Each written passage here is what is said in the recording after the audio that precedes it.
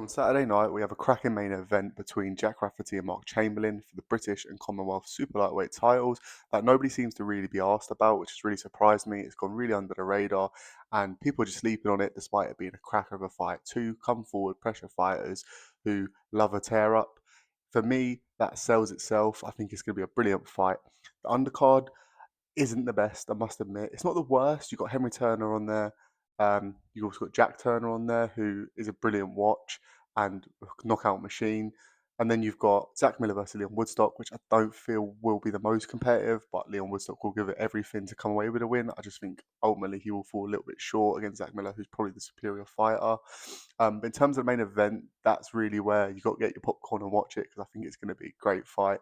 Two come forward fighters, as I say. You've got Jack Rafferty, the current champion for both of those belts, who's riding the crest of a wave in unbelievable, fantastic form. Wins against Corey O'Regan, Henry Turner, and Reece McMillan in between those two as well, all coming by stoppage, showing that he can come forward and have a tear up. Whereas before, when I saw him previously, he was a slick back foot kind of boxer more than come forward, but he's shown he can be flexible, he can do both, and he's going to be coming into this fight with unbelievable confidence and understandably so.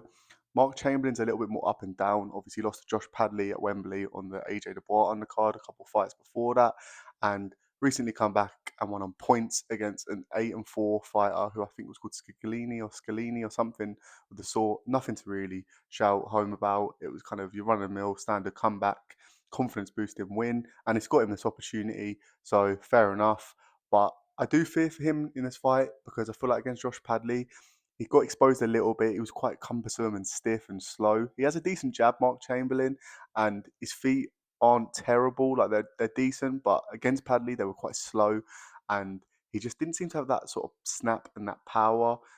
He's big at the weight, so I'm not sure if that was an issue. I mean, he didn't really seem to be able to hurt Josh Padley, who now is actually boxing super feather. So that kind of power that was spoken prior to that got exposed a little bit, and maybe there'll be question marks around how legit that power is. Obviously, Turkey Al Sheikh apparently loved him, and he was his favourite fighter.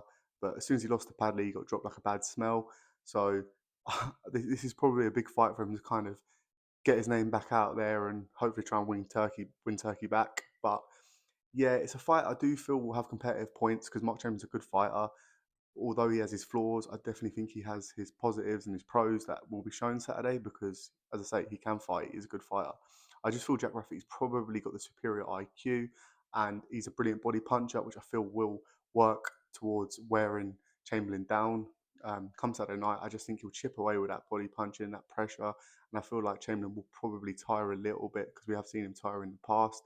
I feel like once he gets down the stretch, the championship rounds, that's where Jack Rafferty will come on top. He will be super confident coming into it, and I think that will show, as well as his boxing IQ and his ability to put shots together. I feel like he'll probably get Chamberlain on the ropes, and eventually that's where he will just hurt him. He'll pin him down, and he'll tire him. I feel like Chamberlain's gas tank will run out, and that's where Jack Rafferty can pick up the win. In terms of moving forward, there are some brilliant fights there for him, which I feel like he will get. The doors will open for him with the opportunities being under Frank Warren, who's obviously his promoter. I feel like maybe the possible Saudi nights or a main event again in the UK are up for grabs if he gets through this one. And he is a really, really fun fighter. One of my most fun fighters to watch, to be honest. He's just a joy to watch. Seems a really good bloke as well. And in the ring is a real exciting watch. So that's one I'm really looking forward to. And his future, if he is to get through it, like I believe. The undercard, as I said, could be a bit better, to be honest. Zach Miller's a good fighter. Leon Woodstock's not a bad fighter. I just feel like there's levels in the game, and he's probably a level below Zach Miller. He's already got 4 defeats, Leon Woodstock. He's always been brave and valiant in those defeats. You've got the guys like Zelfa Barrett, Archie Sharp, Anthony Kakache, and most recently Kurt Walker, who have pipped him. And he's always been competitive-ish, but just that level below and just quite not good enough to bring home the bacon. I feel like that'll be the same again. Zach Miller, who's probably just a bit too cute, a bit too sharp, and probably knows a bit too much. But as I say, I do feel like William Woodstock will definitely give it a real good go. You've also then got Jack Turner, a Scouser who's a knockout machine, really fun to watch come forward. He's against an undefeated Argentinian whose name escapes me, to be honest, but he's 11 and over 6 knockouts himself, the Argentinian. So hopefully he's as good as his record suggests. With the Argentinians and the South Americans, you never really know what you're going to get. It's a mixed bag. they come often with all these big punching records or sometimes undefeated, and they're either actually really good or just a bag of shit. So hopefully it'll be good. Jack Tanner's a young, exciting fighter, so it'll be good to see his chin get tested, his gas tank gets tested, and all those things. So that will be interesting. And I do expect a nice big knockout win for Turner. That'll be really interesting to see how he gets on.